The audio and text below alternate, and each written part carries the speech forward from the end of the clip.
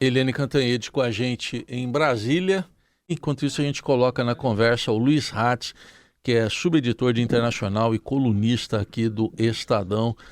Oi, Luiz Ratz, bom dia, tudo bem? Como vai? Bom dia, Heisen, tudo bem? Bom dia, ouvintes, tudo bem? Bom, ontem já teve uma prévia aí com um discurso de 1 hora aproximadamente do Donald Trump, diante dos seus apoiadores, e hoje a posse, a partir desse discurso, o que se projeta de expectativa já como primeiros atos, hein, Ratz? Ele está preparando uma série de decretos executivos, né, que é mais ou menos o equivalente à medida provisória nossa, que são atos que o presidente assina ali com alguma força de lei. E os primeiros atos que ele deve assinar, segundo a imprensa americana, eles dizem respeito à questão da imigração, né, à questão também da exploração de petróleo em áreas ambientais, principalmente no Alasca, e, por fim, para reverter algumas medidas de diversidade que são adotadas atualmente no governo americano, como por exemplo, para privilegiar a contratação de minorias e também de gênero e de raça, né? Muito bem. Eliane Cantanhede já está conosco aqui, participando também dessa conversa com o Luiz Ratz. Oi, Eliane, bom dia.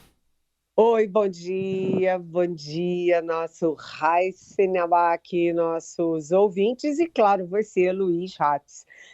Ratz, uma dúvida é o seguinte, o Joe Biden, com todos os problemas, ele teve um foco a vida inteira em meio ambiente. Então, foi uma área em que o Brasil e os Estados Unidos dialogaram bem aí nesses primeiros 2 anos do presidente Lula. Mas agora, né, o Lula é a primeira vez que o Lula e o Trump são presidentes simultaneamente, um lá, outro cá, e a gente tem a COP 30 agora no Brasil, lá em Belém. E o governo brasileiro, Itamaraty, o Ministério do Meio Ambiente, Palácio, está todo mundo apavorado com o Donald Trump na presidência dos Estados Unidos de novo nessa área de meio ambiente. O que a gente pode esperar? Eu acho que a gente pode esperar uma reversão das políticas do Biden, né? Na primeira vez que ele foi presidente, ele saiu do Acordo de Paris, que tinha sido assinado pelo Obama em 2015. Quando o Biden foi eleito, ele voltou para o Acordo de Paris. Acho razoável supor que ele vai sair de novo, né? Acho que é uma previsão aí nem um pouco ousada a gente fazer. Além disso, ele deve também, que nem eu falei agora há pouco, né, aumentar a exploração de petróleo em áreas de proteção ambiental nos Estados Unidos, sobretudo no Alasca. Deve, pelas declarações recentes dele, o fato dele estar de olho na Groenlândia, por exemplo, pode indicar que ele está de olho também nas reservas de petróleo do Ártico. Então, eu acho que para a questão ambiental, o Trump é um retrocesso. E com o Brasil querendo esse protagonismo climático, sobretudo na diplomacia, vai ser um fator de afastamento entre o Lula e o Trump, sem nenhuma dúvida. E, Hatz, dá para esperar efetivamente, num primeiro momento, já deportações em massa, como ele verbalizou ontem no discurso? Até a semana passada, o czar da fronteira dele, né, como eles chamam lá, tinha sinalizado que eles iam começar expulsando imigrantes ilegais com ficha criminal naquelas chamadas cidades santuário, que são cidades em que a prefeitura ou ali o governo regional impedem a imigração de tirar os caras de lá pela força, né? Começaria por Chicago. Mas no fim de semana o cara já deu uma declaração de não vai ser tão imediato assim, a gente vai esperar um pouco. Então não sei se vai ser tão imediato, mas que vai acontecer sem dúvida vai. Bem, e a outra coisa, né, Hatz, é que, enfim, queiramos ou não, né, ou queiram ou não, o Brasil é o principal país da América do Sul, ali daqui do Cone Sul, né? O Brasil é a maior economia, a maior população, o maior território, enfim. E o Donald Trump já fez uma escolha muito clara, né? Já tem ali uma marca muito clara, um recado muito claro de que o principal parceiro dos Estados Unidos agora passa a ser a Argentina do Javier Milei. Milei, que foi o primeiro presidente com quem o Trump se encontrou depois da vitória nas eleições, e agora também, né? O Trump convida o Milei da Argentina, e aqui no Brasil, em vez de convidar o presidente, convida o ex-presidente, né?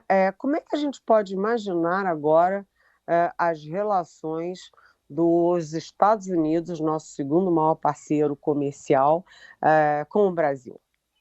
Olha, eu acho que vão existir de lado a lado gente que quer manter uma relação, ao menos a nível de Estado, né?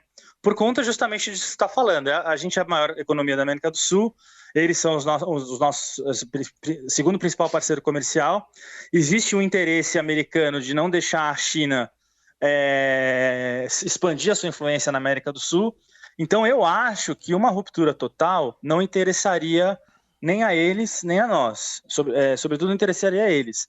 Mas o Trump é o Trump, né? E ele tem toda essa retórica agressiva, né, que ele trouxe do mundo dos negócios, que eu acho que pode criar ruídos. Então, por exemplo, não sei se você acompanhou, mas recentemente ele deu uma declaração de que os BRICS não poderiam usar uma moeda comum para substituir o dólar, senão ele ia colocar tarifa nos BRICS. Uhum. Então, isso eu acho que pode criar ruídos. Por exemplo, para proteger a indústria de aço americana, pode ser que ele retome aquelas taxações do aço brasileiro. Isso vai gerar ruído também. Agora, a grande equação aí, o resultado da equação é saber o quanto a retórica do Trump vai atrapalhar essas relações que são importantes para os dois países, né? Que ninguém quer um tarifaço, uma ruptura de relações, não é de interesse de ninguém. Mas eu acho que devido a essa retórica agressiva do Trump nas negociações, pode haver ruídos e aí vai caber a diplomacia brasileira e também o presidente Lula saber navegar nesse ambiente aí, né? Aguardemos, tem muita coisa para acontecer, muita incógnita, né? E o Luiz Ratz vai acompanhar tudo, ele é subeditor de Internacional e colunista aqui do Estadão e participou hoje aqui do Jornal Eldorado nessa expectativa para a posse logo mais de Donald Trump. Obrigado, Ratz, até uma próxima. Obrigado a vocês e até a próxima. Bom, seguimos aqui um pouquinho, Eliane, para você fazer uma avaliação, né? O que dá para esperar nessa relação, o que você espera? Já se sabe a partir das suas perguntas também, mas o que dá para esperar dessa relação Brasil-Estados Unidos agora? Olha, quando você pensa em relação entre países, você tem as relações entre os presidentes, né? As relações presidenciais, que evidentes são muito ruins. Né, muito ruins, porque, primeiro, o Lula, durante a campanha, fez uma manifestação de apoio à candidata de oposição ao Trump, a Kamala Harris. Né? Ele deixou claro e ainda explicou que estava optando pela Kamala em nome da democracia, ou seja, ele acusou claramente o Donald Trump de ser antidemocrático. A gente pode concordar ou discordar com o mérito da questão, mas o fato é que o Lula também, ele, vamos dizer assim, fechou as portas, né? Ele se fechou para o diálogo com o Trump. Né? Isso é uma coisa. Do outro lado, o Trump também dá os seus recados e vamos dizer, esse holofote todo que o Trump está dando para o Milei é um holofote claro de que o Trump já tem um preferido, já tem um lado aqui no Cone Sul, que se chama Argentina, que se chama Javier Milei. Ou seja, as relações entre os presidentes não estão boas. Isso é inegável, inequívoco. Mas, né, as relações entre os países vão além das relações entre os presidentes. Então, a diplomacia brasileira se move, a diplomacia americana se move e também, né, a área privada brasileira e a área privada americana, que tem muitos negócios em comum, tem interesses comuns, também eles se movem. né? A área privada de lá e de cá também, as duas se movem, né? Então, o que esperar? Esperar que os acordos comerciais continuem, que as trocas comerciais continuem, que os financiamentos de lá para cá continuem, né? E que também os acordos de cooperação entre os governos, entre os países também continuem. Eu lembro que, mesmo quando a NSA grampeou a presidente da República do Brasil, que era Dilma Rousseff, o que é uma coisa gravíssima em qualquer época, em qualquer governo, né? Mesmo assim, a Dilma cancelou, e aliás, nisso ela estava completamente certa, cancelou uma viagem de Estado aos Estados Unidos, mas as relações diplomáticas, as relações de cooperação e as relações comerciais privadas continuaram como se nada tivesse acontecido. Bem, a gente vai acompanhar e a gente torce para que esse pragmatismo dos dois lados permaneça agora, apesar das relações evidentemente ruins entre Trump e Lula. Vamos acompanhar, bem lembrado esse episódio também de Dilma Rousseff na época do governo Obama. Outro tema do dia hoje, tema importante, é a reunião ministerial convocada para começar às 9 da manhã de hoje, já passamos já desse horário, do presidente Lula com todos os seus ministros da Granja do Torto, em meio a tantas especulações, né, Eliane, de mais mudanças no ministério? Primeiro uma curiosidade, né? Ou vamos ser tão bonzinhos e dizer que é uma coincidência. A primeira reunião ministerial do ano é justamente no dia da posse do Donald Trump, ou seja, é justamente no dia em que o mundo inteiro está voltado para Washington. Então eu fiquei com uma dúvida, com uma pulga atrás da orelha, pensando o seguinte: será que essa reunião ministerial é para sinalizar que o Brasil não está nem aí para a posse do Trump? Não quero nem saber, deixa para lá, isso não é importante para nós? Ou será que é para que, já que tem todas as manchetes serão em cima do Trump, né, a mídia deixar em segundo plano a própria reunião ministerial, porque a expectativa da reunião é de quê? É de puxão de orelha, é do Lula reclamando que a comunicação está ruim, que ninguém defende o governo, que o governo está sem marca. Cadê a saúde? Cadê a educação? Cadê o ambiente?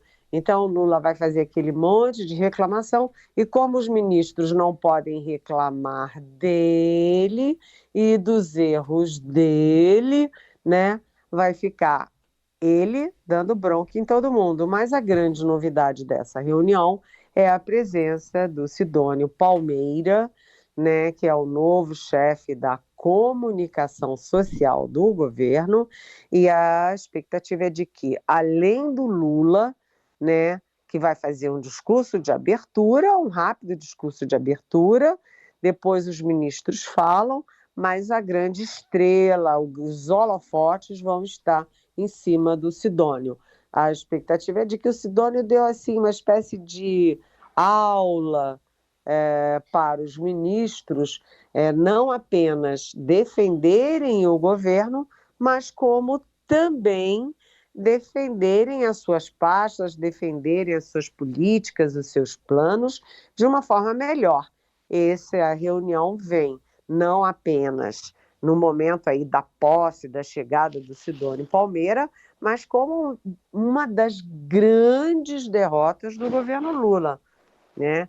Que não viu o tsunami chegando, não viu que as redes sociais estavam demonizando a mudança no Pix, né? E perdeu a guerra, teve que jogar a toalha duplamente, aliás, triplamente.